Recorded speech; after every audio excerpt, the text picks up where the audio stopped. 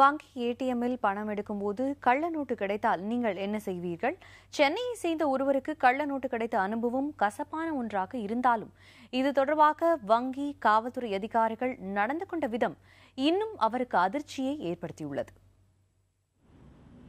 சென்னை பள்ளிக்கரணை பகுதியைச் சேர்ந்த விஜய்க்கு இந்த வாரம் ஒரு கசப்பான அனுபவம் கிடைத்திருக்கிறது. மேடவாக்கத்தில் உள்ள தனியார் வங்கி ஏடிஎம்மில் பணம் எடுக்கும்போது அவருக்கு கிடைத்த நோட்டுகளில் 500 ரூபாய் கள்ள நோட்டு இருந்தது அவருக்கு அதிர்ச்சியை ஏற்படுத்தியது. அதைவிட அதிர்ச்சி கொடுத்தது கள்ள நோட்டை மாற்றுவது தொடர்பாக வங்கி அதிகாரிகள் அவருக்கு சொன்ன பதில். பொலைட்டாக மேனேஜர் பேசினாலும் விவரமாக தான் பேசினார். டெபாசிட் ஏடிஎம்மில் கேஷ் டெபாசிட் பண்ணுறது தேர்ட் பார்ட்டிங்கிறதுனால அவங்க பொறுப்பு இல்லைன்னு சொல்லிட்டாங்க. இன்வெஸ்டிகேட் பண்ணுறேன்னு சொல்லியிருக்காங்க, ஆனால் கன்ஃபார்ம் மட்டும் பண்ண மாட்டாங்க, எனக்கு 500 ருபீஸ் திருப்பி வரும்னு சொல்லி. அது இல்லாமல் மேனேஜர் இதுக்கு 2 வழி இருக்குது. ஒன்று வேணால் யாருக்கும் தெரியாமல் வெளியே யூஸ் பண்ணிக்கன்னு சொல்கிறாரு, இல்லைனா கொண்டு போய் சப்மிட் பண்ணு போலீஸ் ஸ்டேஷன்லன்னு சொல்கிறாங்க. அவங்க ஒன்றும் பண்ண முடியாதுன்னு தீவிரமாக சொல்லிட்டாங்க. தனியார் மென்பொருள் நிறுவன அதிகாரி விஜய் தமக்கு கிடைத்த கள்ள நோட்டு குறித்து பள்ளிக்கரணை காவல் நிலையத்தில் புகார் அளித்தார். ஆனால் அங்கும் அவருக்கு கசப்பான அனுபவமே கிடைத்தது. ஃபஸ்ட்டு எஸ்ஐ ஒரு கான்ஸ்டபிளை பார்த்தேன். அவர் இன்னொரு கான்ஸ்டபிளை பார்க்க சொன்னாங்க.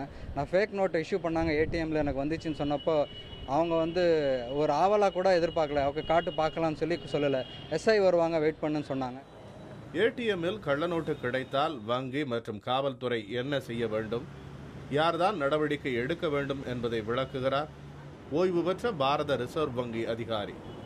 அவங்க கட்டுற பணத்தில் 1-2 கள்ள நோட்டு இருந்ததுன்னா அந்த கள்ள நோட்டை இம்பவுண்ட் பண்ணிவிட்டு அவங்களுக்கு ரிசீது கொடுத்துட்டு அவங்களுடைய அட்ரஸ்ஸு எல்லாத்தையும் வாங்கிட்டு போலீஸுக்கு இன்ஃபார்ம் பண்ணணும்.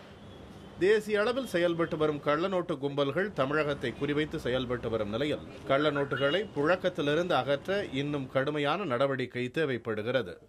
ஏடிஎம்மில் இருந்து வந்த இந்த கள்ள நோட்டால் வாடிக்கையாளருக்கு 500 ரூபாய் நஷ்டம்.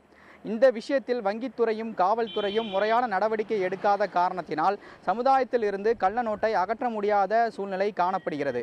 எனவே இந்த 2 துறைகளும் இணைந்து செயல்பட்டால் மட்டுமே சமுதாயத்திலிருந்து கள்ள நோட்டை முற்றிலுமாக அகற்ற முடியும் என்பது சமூக ஆர்வலர்களின் கருத்து.